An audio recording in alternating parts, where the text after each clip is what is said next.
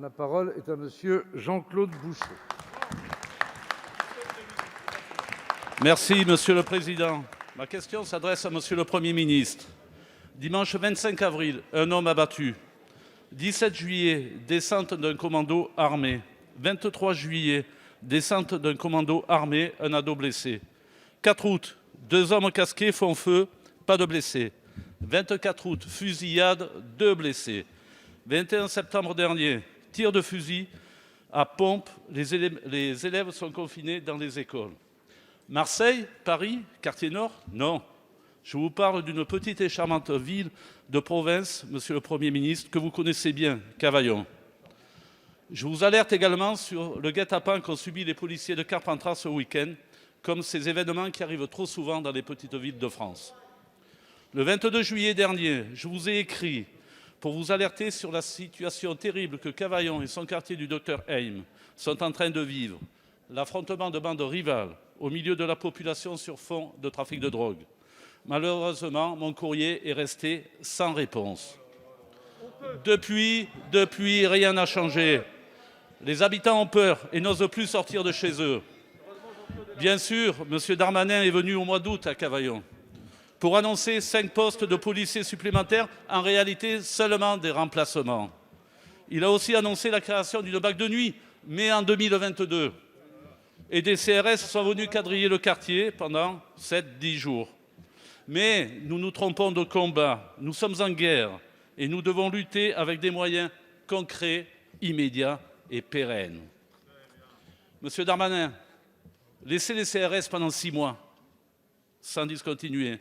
Créez la BAC de nuit maintenant, pas en 2022. La justice doit aussi avoir les moyens de faire son travail. Monsieur Dupond-Moretti, donnez les effectifs manquants au tribunal d'Avignon et que celui-ci durcisse la réponse pénale.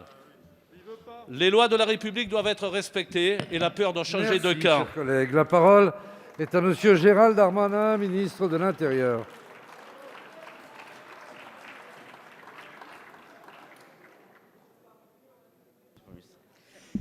Monsieur le Président, Mesdames et Messieurs les députés, Monsieur le député Boucher, vous avez raison, à Cavaillon comme dans le Vaucluse, l'arrière-pays marseillais existe puisque les trafics de drogue y sont nombreux.